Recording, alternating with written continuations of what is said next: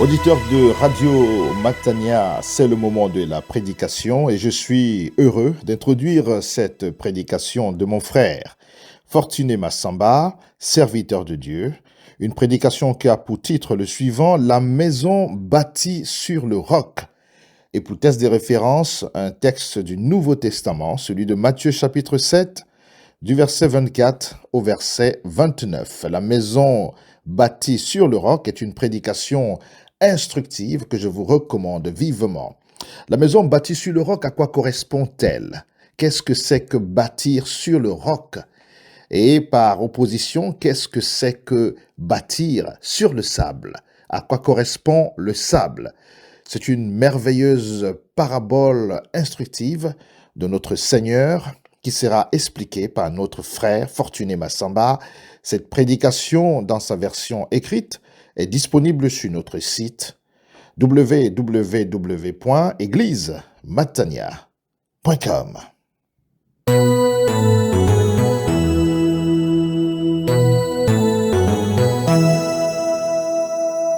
Nous allons ouvrir notre Bible avec l'évangile de Matthieu, Matthieu au chapitre 7, du verset 24 au verset 29.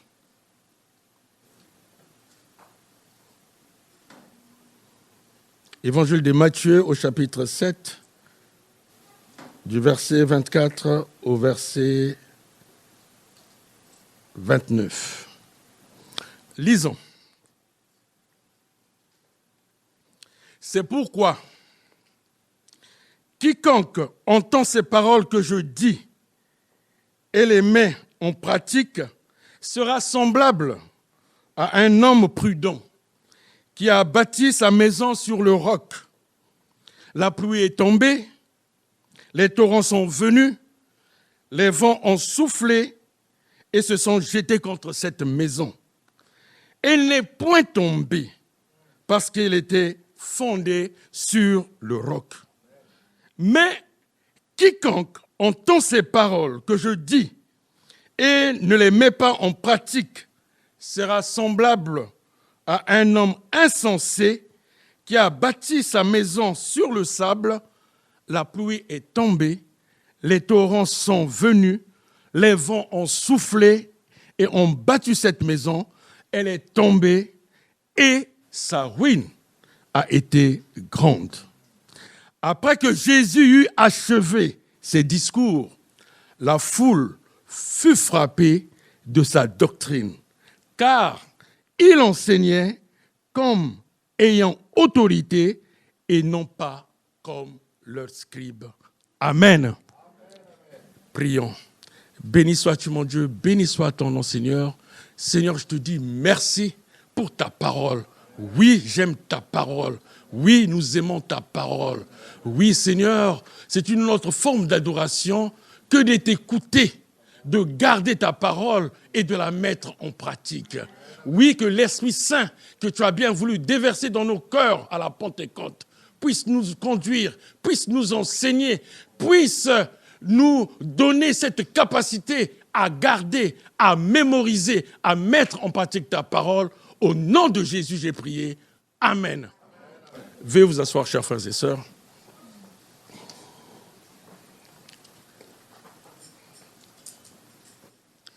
Je tenais à remercier le pasteur Claude, là où il se trouve, pour son aide dans la rédaction de ce message. Le passage que nous venons d'entendre, cette parabole que nous venons d'écouter, est tiré du long discours de Jésus sur la montagne et qui est très connu sous le nom du sermon de la montagne, sermon à la montagne. Nous retrouvons également ce passage dans l'évangile de Luc au chapitre 6, des versets 47 à 49.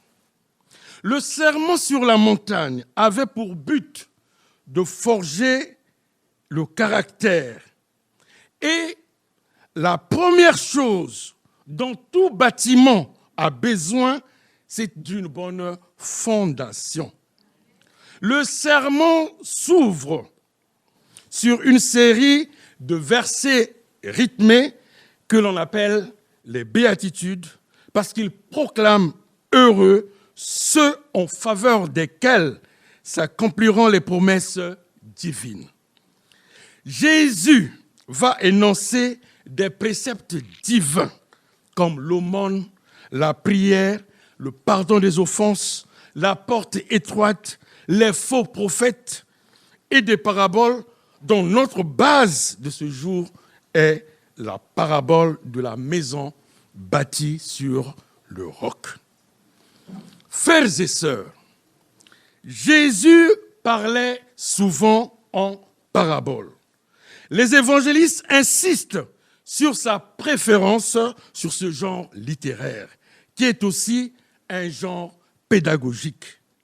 La parabole est un tableau verbal simple et bien adapté à la culture orale qui était à l'origine celle de l'auditoire de Jésus. Les paraboles de Jésus comparent une chose à une autre. Cette bonne nouvelle s'adresse en particulier à ses disciples. Notre parabole commence au verset 24 avec ce connecteur « c'est pourquoi ». C'est pourquoi qui est la conséquence de ce que le Seigneur a prononcé avant. Nous pouvons lire au chapitre 7, à partir du verset 13. Entrez par la porte étroite, car large est la porte, spacieux est le chemin qui mène à la perdition. Il y en a beaucoup qui entrent par là, mais étroite est la porte, resserrez le chemin qui mène à la vie, et il y en a peu qui les trouvent. Gardez-vous des faux prophètes, ils viennent à vous en vêtements de brebis, mais au-dedans, ce sont des loups ravisseurs. Vous les reconnaîtrez à leurs fruits. Cueille-t-on des raisins sur des épines ou des figues sur des chardons? Tout bon arbre porte de bons fruits, mais le mauvais arbre porte de mauvais fruits. Tout arbre qui ne porte pas de bons fruits est coupé et jeté au feu. C'est donc à leurs fruits que vous les reconnaîtrez.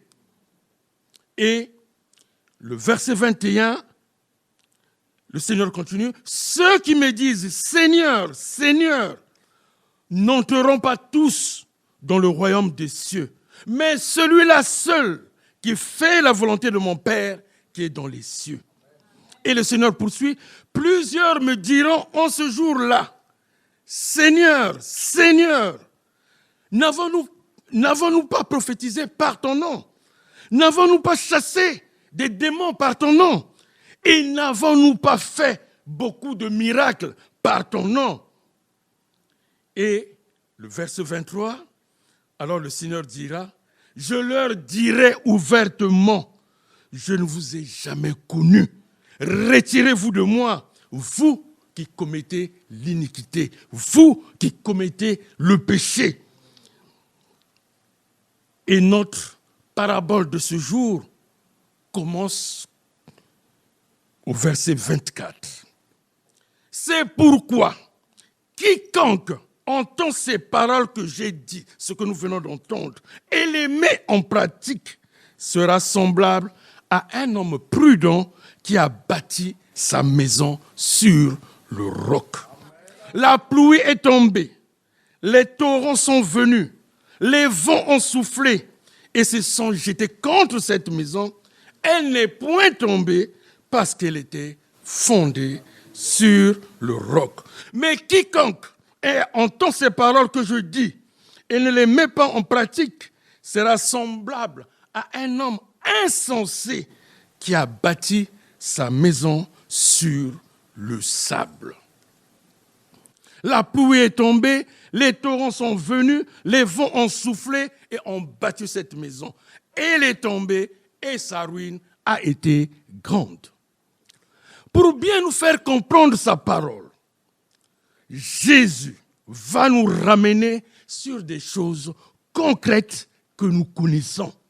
La construction d'une maison, le choix du matériau à utiliser, l'étude du terrain. Pour illustrer ces propos précédemment cités, Jésus va le faire à travers cette parabole, à travers deux bâtisseurs, deux constructeurs, l'un sage, avisé et prudent, et l'autre, un bâtisseur insensé, stupide.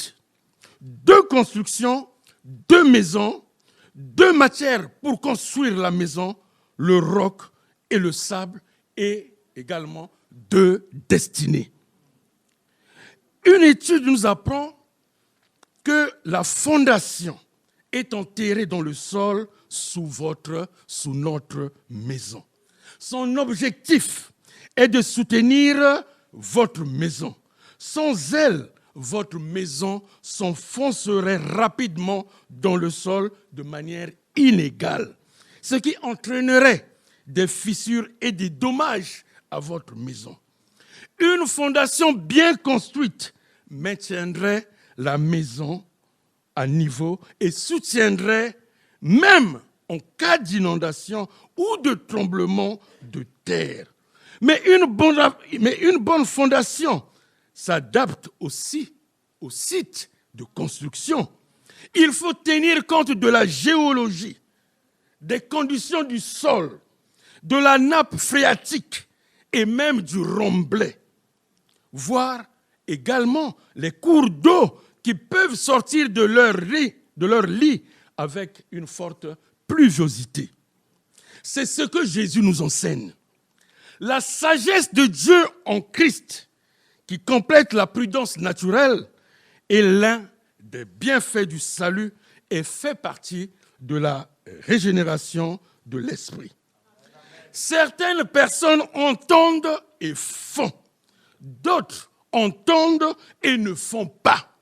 La référence est clairement associée à l'audition physique et non à l'audition de l'esprit qui implique l'obéissance. Concernant celui qui entend et agit, le Christ dit, je le comparerai à un homme prudent, à un homme sage qui a bâti sa maison sur du roc. Les personnes prudentes prévoient les intempéries, alors que certaines personnes prudentes ne construiraient jamais leur maison physique sur le sable. Certaines personnes, d'autres construisent des maisons spirituelles sur des fondations sablonneuses. Comme le riche fermier de l'évangile de Luc au chapitre 12, qui raisonnait à partir du verset 16. Et Jésus raconta cette parabole en disant « Les terres d'un homme riche avaient beaucoup rapporté. » Et il raisonnait en lui-même, disant « Que ferai-je ? Car je n'ai pas de place pour serrer ma récolte. Voici, dit-il, ce que je ferai. J'abattrai mes greniers, j'en bâtirai de plus grands. J'y amasserai toute ma récolte et tous mes biens. Et je dirai à mon âme, tu as beaucoup de biens en réserve pour plusieurs années. Repose-toi, mange, bois et réjouis-toi. » Mais Dieu lui dit, insensé, cette nuit même, ton âme te sera redemandée. Et ce que tu as préparé, pour qui cela sera-t-il ? Il en est ainsi de celui qui amasse des trésors pour lui-même et qui n'est pas riche pour Dieu.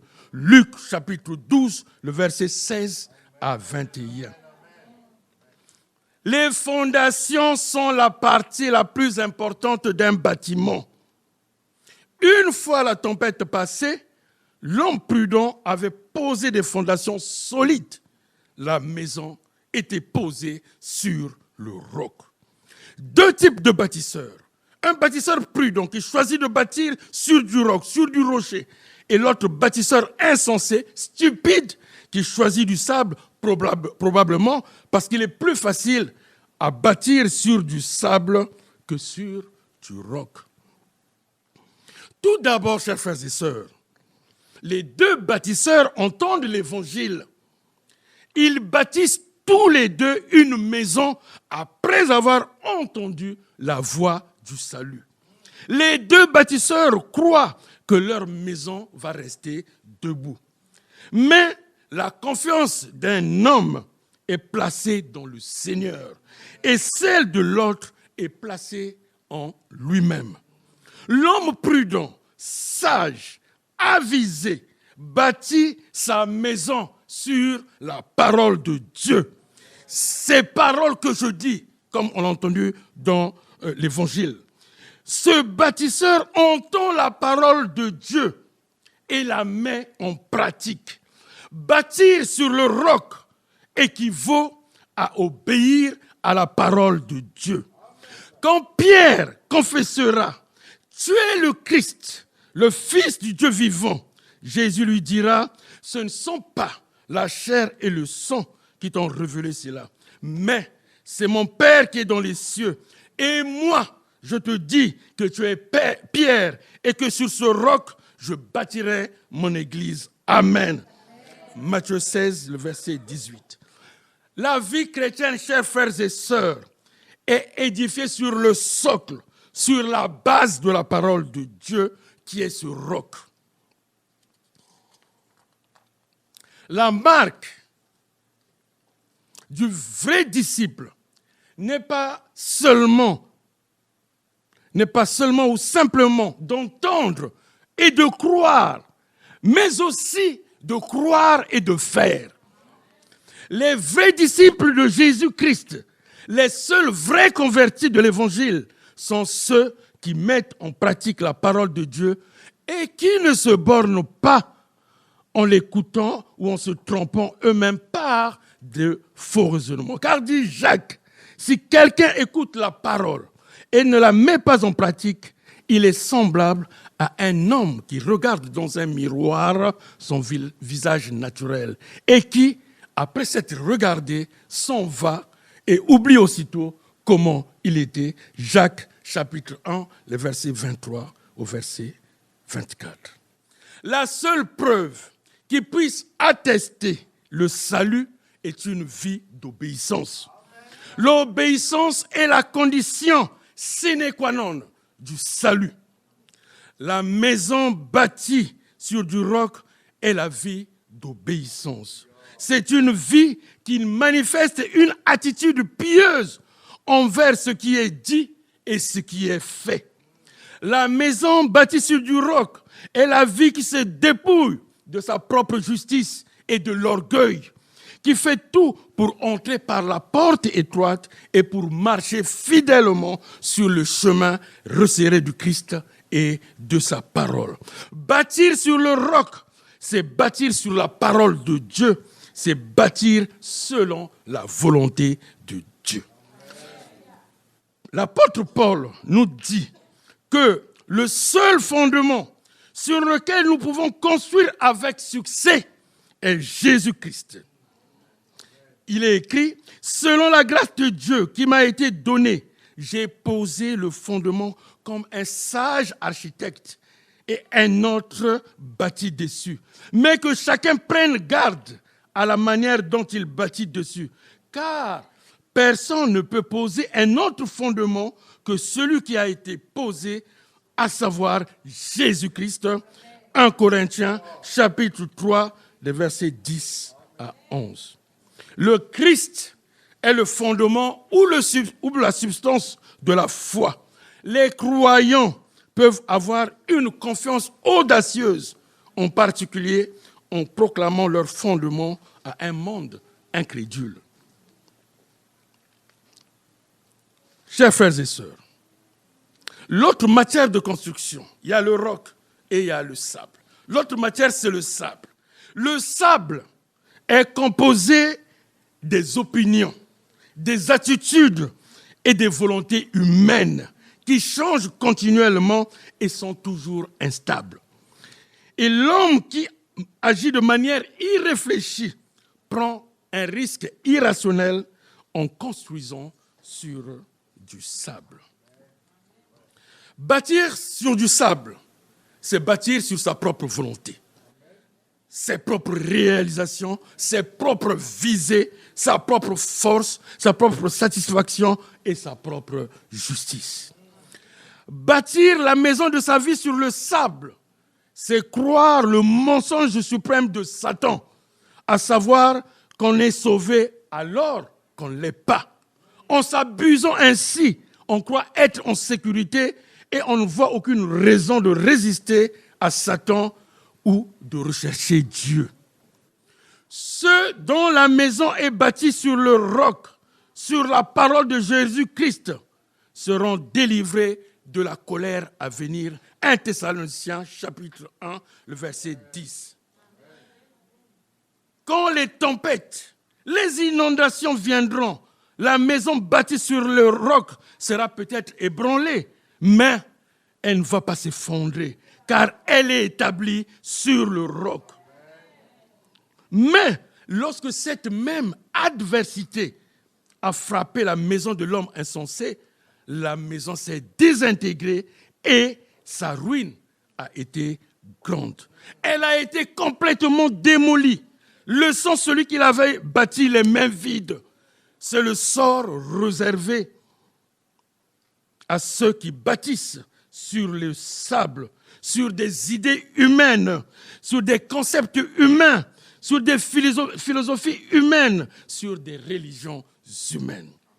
L'idée n'est pas qu'il restera peu à ces personnes, mais plutôt qu'il ne leur restera rien du tout. Leur chemin n'est pas un chemin inférieur qui va mener à Dieu, mais un chemin qui ne mène pas du tout à Dieu. Toujours et inévitablement, ils mènent à la perdition. Leur sort absolu est la ruine. Le jugement vient sur l'insensé et c'est bien. La pluie est tombée, les torrents sont venus, les vents ont soufflé et ont battu cette maison. Elle est tombée et sa ruine a été grande. L'insensé pêche et sa maison est jugée, vraisemblablement avec lui. Si cet enseignement que nous avons entendu du Seigneur s'applique aux individus, Jésus a sans doute anticipé la chute de la maison de Jérusalem sous la direction des chefs religieux qui ont collectivement rejeté leur Messie. Jérusalem, Jérusalem, toi qui tues les prophètes et qui lapides ceux qui te sont envoyés, combien de fois aurais-je voulu rassembler tes enfants comme une poule ressemble ses poussées sous ses ailes et vous ne l'avez pas voulu. Voici, votre maison vous est laissée déserte, car, je vous le dis, vous ne me verrez plus désormais jusqu'à ce que vous disiez « Béni soit celui qui vient au nom du Seigneur ». Matthieu, chapitre 23, les versets 37 à 39. Amen. En principe, cette maison, la maison de Jérusalem, est moralement désolée, abandonnée au moment où le Christ prononce ces paroles. Historiquement, cependant, elle s'est effondrée en l'an 70 de notre ère. Chers frères et sœurs, Christ représente le fondement et tout élément hors de sa personne est que du sable. Certains bâtissent leur espoir sur la prospérité du monde.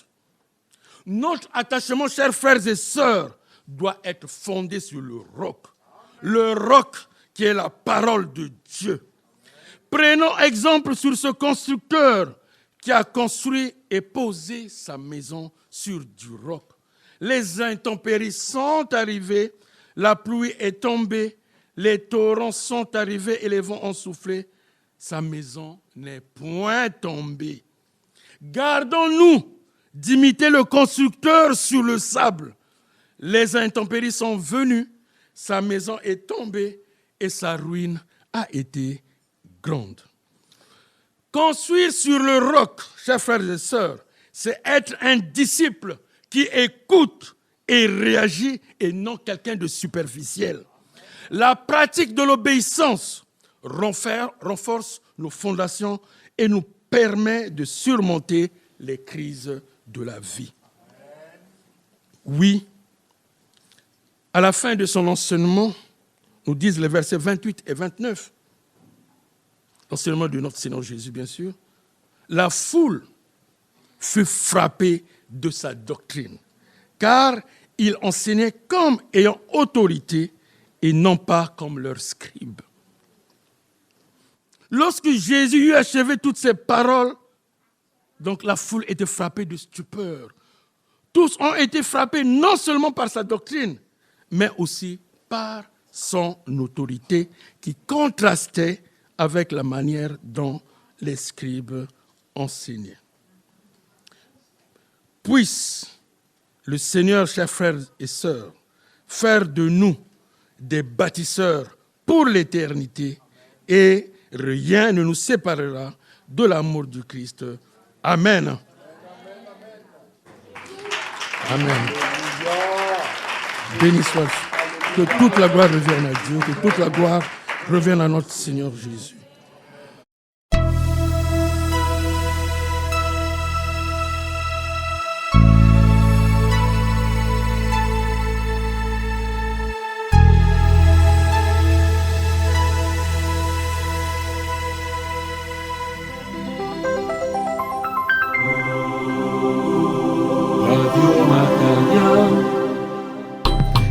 Vous appréciez Radio Matania? Vous apprécierez également notre site web églisematania.com. Un site web vous informant de nos activités, vous proposant des résumés et replays de prédications. Restons connectés et partageons la parole avec églisematania.com.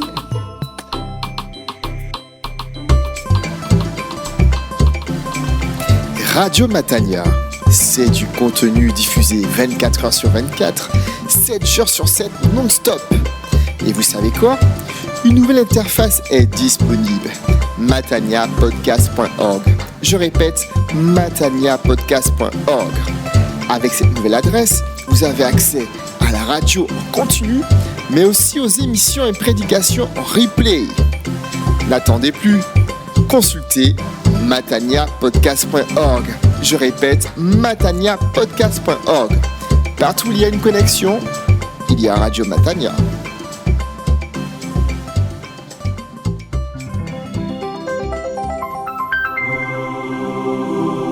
Radio Matania.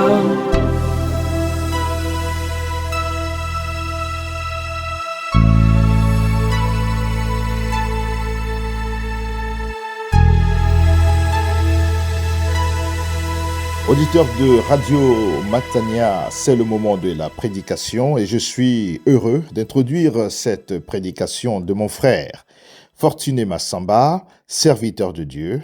Une prédication qui a pour titre le suivant, La maison bâtie sur le roc. Et pour test des références, un texte du Nouveau Testament, celui de Matthieu chapitre 7, du verset 24 au verset 29. La maison bâtie sur le roc est une prédication instructive que je vous recommande vivement. La maison bâtie sur le roc, à quoi correspond-elle? Qu'est-ce que c'est que bâtir sur le roc? Et par opposition, qu'est-ce que c'est que bâtir sur le sable? À quoi correspond le sable? C'est une merveilleuse parabole instructive de notre Seigneur qui sera expliquée par notre frère Fortuné Massamba.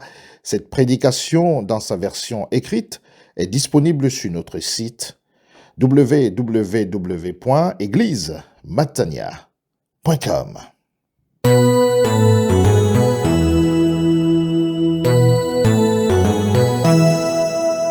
Nous allons ouvrir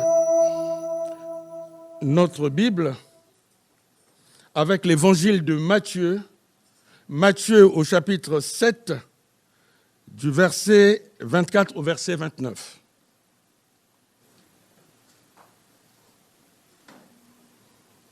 Évangile de Matthieu au chapitre 7, du verset 24 au verset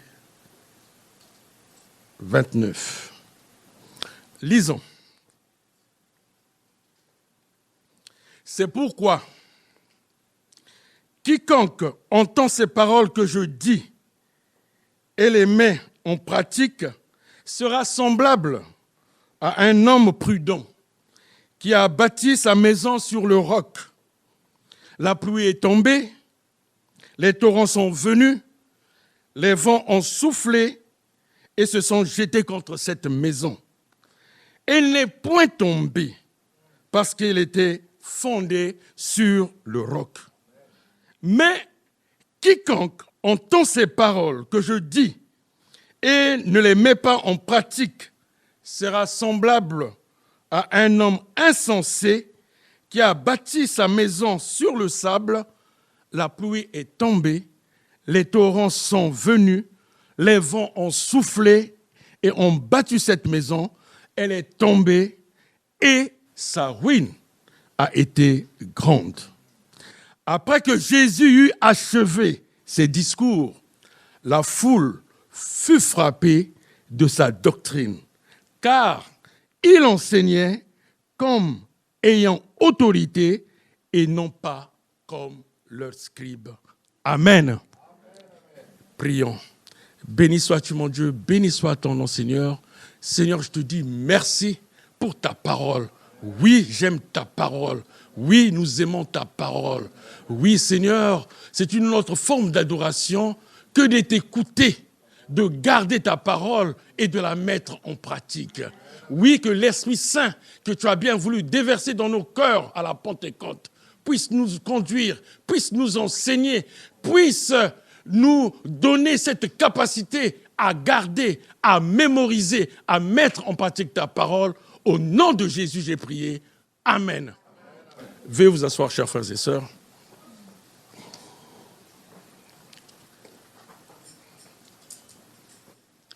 Je tenais à remercier le pasteur Claude, là où il se trouve, pour son aide dans la rédaction de ce message.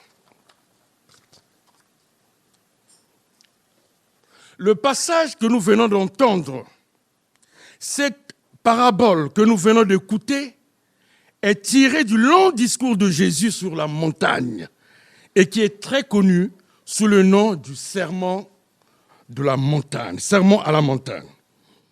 Nous retrouvons également ce passage dans l'évangile de Luc au chapitre 6, des versets 47 à 49. Le sermon sur la montagne avait pour but de forger le caractère. Et la première chose dont tout bâtiment a besoin, c'est d'une bonne fondation.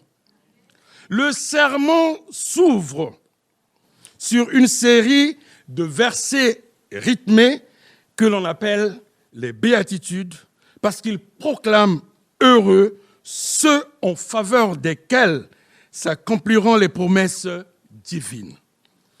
Jésus va énoncer des préceptes divins comme l'aumône, la prière, le pardon des offenses, la porte étroite, les faux prophètes et des paraboles dont notre base de ce jour est la parabole de la maison bâtie sur le roc. Frères et sœurs, Jésus parlait souvent en paraboles. Les évangélistes insistent sur sa préférence sur ce genre littéraire, qui est aussi un genre pédagogique.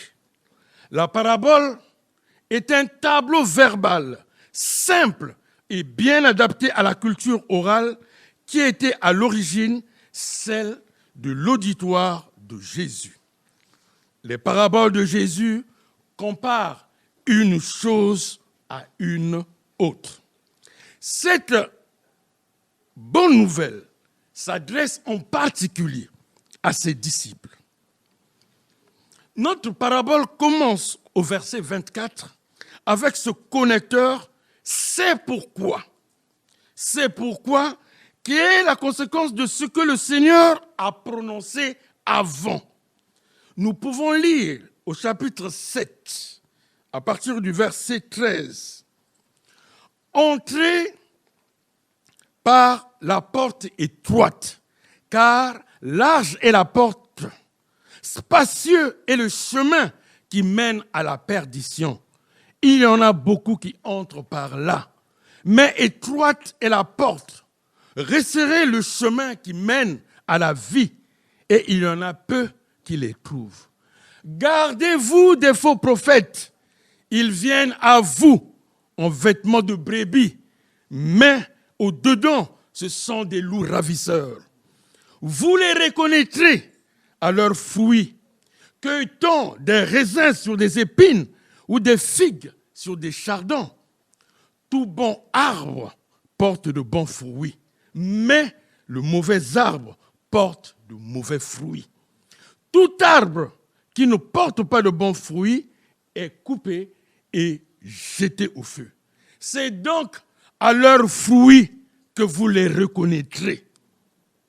Et le verset 21, le Seigneur continue, « Ceux qui me disent, Seigneur, Seigneur, n'entreront pas tous dans le royaume des cieux, mais celui-là seul qui fait la volonté de mon Père qui est dans les cieux. » Et le Seigneur poursuit, « Plusieurs me diront en ce jour-là, Seigneur, Seigneur, n'avons-nous pas prophétisé par ton nom? N'avons-nous pas chassé des démons par ton nom? Et n'avons-nous pas fait beaucoup de miracles par ton nom? » Et le verset 23, alors le Seigneur dira, « Je leur dirai ouvertement, je ne vous ai jamais connus. Retirez-vous de moi, vous qui commettez l'iniquité, vous qui commettez le péché. » Et notre parabole de ce jour commence au verset 24. « C'est pourquoi quiconque entend ces paroles que j'ai dites, ce que nous venons d'entendre, et les met en pratique, sera semblable à un homme prudent qui a bâti sa maison sur le roc. La pluie est tombée, les torrents sont venus, les vents ont soufflé et se sont jetés contre cette maison. Elle n'est point tombée parce qu'elle était fondée sur le roc. Mais quiconque entend ces paroles que je dis et ne les met pas en pratique sera semblable à un homme insensé qui a bâti sa maison sur le sable. La pluie est tombée, les torrents sont venus, les vents ont soufflé et ont battu cette maison. Elle est tombée et sa ruine a été grande. Pour bien nous faire comprendre sa parole, Jésus va nous ramener sur des choses concrètes que nous connaissons. La construction d'une maison, le choix du matériau à utiliser, l'étude du terrain. Pour illustrer ces propos précédemment cités, Jésus va le faire à travers cette parabole, à travers deux bâtisseurs, deux constructeurs, l'un sage, avisé et prudent, et l'autre un bâtisseur insensé, stupide. Deux constructions, deux maisons, deux matières pour construire la maison, le roc et le sable, et également deux destinées. Une étude nous apprend que la fondation est enterrée dans le sol sous notre maison. Son objectif est de soutenir votre maison. Sans elle, votre maison s'enfoncerait rapidement dans le sol de manière inégale, ce qui entraînerait des fissures et des dommages à votre maison. Une fondation bien construite maintiendrait la maison à niveau et soutiendrait, même en cas d'inondation ou de tremblement de terre. Mais une bonne fondation s'adapte aussi au site de construction. Il faut tenir compte de la géologie, des conditions du sol, de la nappe phréatique et même du remblai, voire également les cours d'eau qui peuvent sortir de leur lit avec une forte pluviosité. C'est ce que Jésus nous enseigne. La sagesse de Dieu en Christ, qui complète la prudence naturelle, est l'un des bienfaits du salut et fait partie de la régénération de l'esprit. Certaines personnes entendent et font. D'autres entendent et ne font pas. La référence est clairement associée à l'audition physique et non à l'audition de l'esprit qui implique l'obéissance. Concernant celui qui entend et agit, le Christ dit, je le comparerai à un homme prudent, à un homme sage qui a bâti sa maison sur du roc. Les personnes prudentes prévoient les intempéries, alors que certaines personnes prudentes ne construiraient jamais leur maison physique sur le sable. Elles construisent, certaines personnes, d'autres construisent des maisons spirituelles sur des fondations sablonneuses. Comme le riche fermier de l'évangile de Luc au chapitre 12, qui raisonnait à partir du verset 16. Et Jésus racontant cette parabole en disant « Les terres d'un homme riche avaient beaucoup rapporté. » Et il raisonnait en lui-même, disant « Que ferai-je ? Car je n'ai pas de place pour serrer ma récolte. Voici, dit-il, ce que je ferai. J'abattrai mes greniers, j'en bâtirai de plus grands. J'y amasserai toute ma récolte et tous mes biens. Et je dirai à mon âme, tu as beaucoup de biens en réserve pour plusieurs années. Repose-toi, mange, bois et réjouis-toi. Mais Dieu lui dit, insensé, cette nuit même, ton âme te sera redemandée. Et ce que tu as préparé, pour qui cela sera-t-il ? Il en est ainsi de celui qui amasse des trésors pour lui-même et qui n'est pas riche pour Dieu. Luc chapitre 12, le verset 16 à 21. Les fondations sont la partie la plus importante d'un bâtiment. Une fois la tempête passée, l'homme prudent avait posé des fondations solides. La maison était posée sur le roc. Deux types de bâtisseurs. Un bâtisseur prudent qui choisit de bâtir sur du roc, sur du rocher. Et l'autre bâtisseur insensé, stupide, qui choisit du sable, probablement parce qu'il est plus facile à bâtir sur du sable que sur du roc. Tout d'abord, chers frères et sœurs, les deux bâtisseurs entendent l'évangile. Ils bâtissent tous les deux une maison après avoir entendu la voix du salut. Les deux bâtisseurs croient que leur maison va rester debout. Mais la confiance d'un homme est placée dans le Seigneur et celle de l'autre est placée en lui-même. L'homme prudent, sage, avisé, bâtit sa maison sur la parole de Dieu. Ces paroles que je dis, comme on l'a entendu dans l'Évangile. Ce bâtisseur entend la parole de Dieu et la met en pratique. Bâtir sur le roc équivaut à obéir à la parole de Dieu. Quand Pierre confessera « Tu es le Christ, le Fils du Dieu vivant », Jésus lui dira « Ce ne sont pas la chair et le sang qui t'ont révélé cela, mais c'est mon Père qui est dans les cieux. Et moi, je te dis que tu es Pierre et que sur ce roc, je bâtirai mon église. Amen. » Matthieu 16, le verset 18. La vie chrétienne, chers frères et sœurs, est édifiée sur le socle, sur la base de la parole de Dieu qui est ce roc. La marque du vrai disciple n'est pas seulement ou simplement d'entendre et de croire, mais aussi de croire et de faire.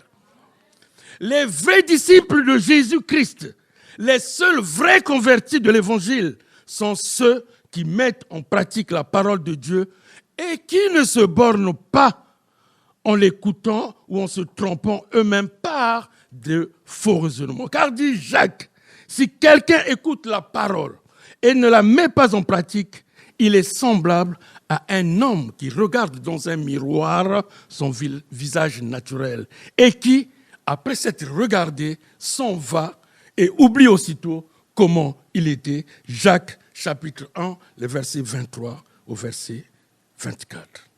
La seule preuve qui puisse attester le salut est une vie d'obéissance.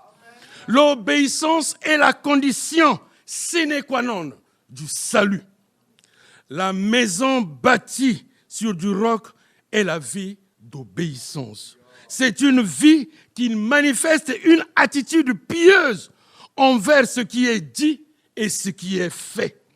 La maison bâtie sur du roc est la vie qui se dépouille de sa propre justice et de l'orgueil, qui fait tout pour entrer par la porte étroite et pour marcher fidèlement sur le chemin resserré du Christ et de sa parole.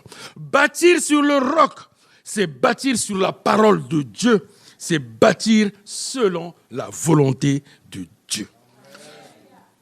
L'apôtre Paul nous dit que le seul fondement sur lequel nous pouvons construire avec succès est Jésus-Christ.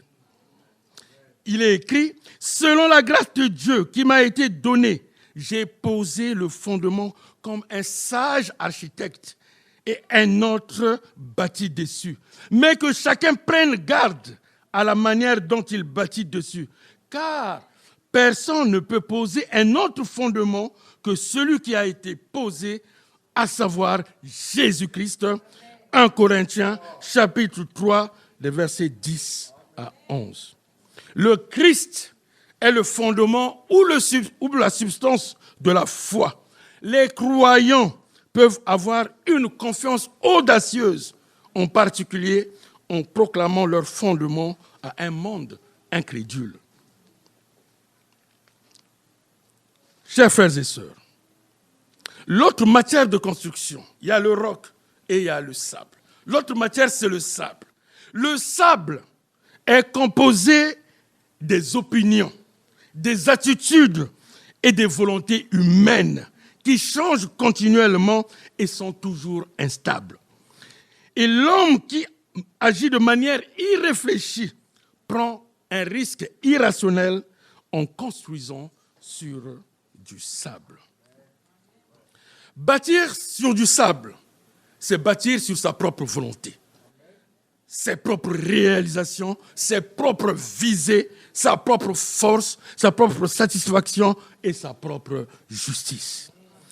Bâtir la maison de sa vie sur le sable, c'est croire le mensonge suprême de Satan, à savoir qu'on est sauvé alors qu'on ne l'est pas. En s'abusant ainsi, on croit être en sécurité et on ne voit aucune raison de résister à Satan ou de rechercher Dieu.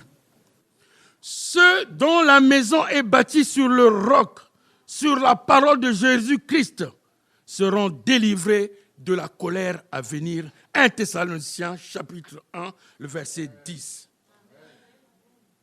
Quand les tempêtes, les inondations viendront, la maison bâtie sur le roc sera peut-être ébranlée, mais elle ne va pas s'effondrer, car elle est établie sur le roc. Mais lorsque cette même adversité a frappé la maison de l'homme insensé, la maison s'est désintégrée et sa ruine a été grande. Elle a été complètement démolie, laissant celui qui l'avait bâti les mains vides. C'est le sort réservé à ceux qui bâtissent sur le sable, sur des idées humaines, sur des concepts humains, sur des philosophies humaines, sur des religions humaines. L'idée n'est pas qu'il restera peu à ces personnes, mais plutôt qu'il ne leur restera rien du tout. Leur chemin n'est pas un chemin inférieur qui va mener à Dieu, mais un chemin qui ne mène pas du tout à Dieu. Toujours et inévitablement, ils mènent à la perdition. Leur sort absolu est la ruine.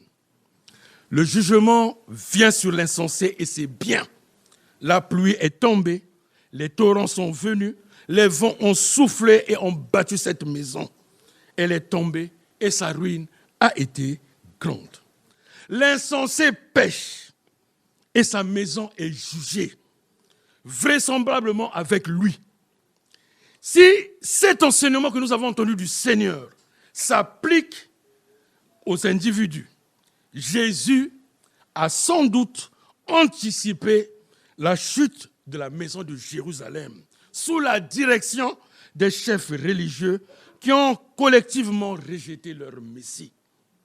Jérusalem, Jérusalem, toi qui tues les prophètes et qui lapides ceux qui te sont envoyés, combien de fois aurais-je voulu rassembler tes enfants comme une poule rassemble ses poussets sous ses ailes, et vous ne l'avez pas voulu.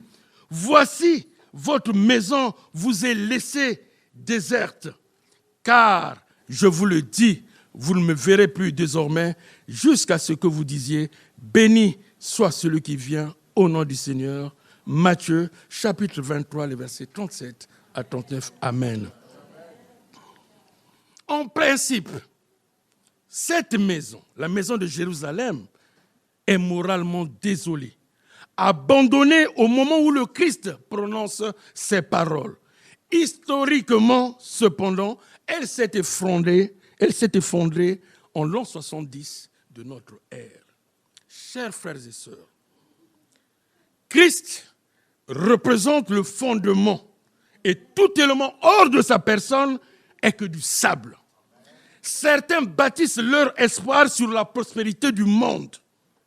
Notre attachement, chers frères et sœurs, doit être fondé sur le roc qui est la parole de Dieu. Prenons exemple sur ce constructeur qui a construit et posé sa maison sur du roc. Les intempéries sont arrivées, la pluie est tombée, les torrents sont arrivés et les vents ont soufflé. Sa maison n'est point tombée. Gardons-nous d'imiter le constructeur sur le sable. Les intempéries sont venues, sa maison est tombée et sa ruine a été grande. Construire sur le roc, chers frères et sœurs, c'est être un disciple qui écoute et réagit et non quelqu'un de superficiel. La pratique de l'obéissance renforce nos fondations et nous permet de surmonter les crises de la vie. Oui, à la fin de son enseignement, nous disent les versets 28 et 29, l'enseignement de notre Seigneur Jésus, bien sûr, la foule fut frappée de sa doctrine, car il enseignait comme ayant autorité et non pas comme leurs scribes. Lorsque Jésus eut achevé toutes ces paroles, donc la foule était frappée de stupeur. Tous ont été frappés non seulement par sa doctrine, mais aussi par son autorité qui contrastait avec la manière dont les scribes enseignaient. Puisse le Seigneur, chers frères et sœurs, faire de nous des bâtisseurs pour l'éternité et rien ne nous séparera de l'amour du Christ. Amen. Amen. Béni soit. Que toute la gloire revienne à Dieu, que toute la gloire revienne à notre Seigneur Jésus.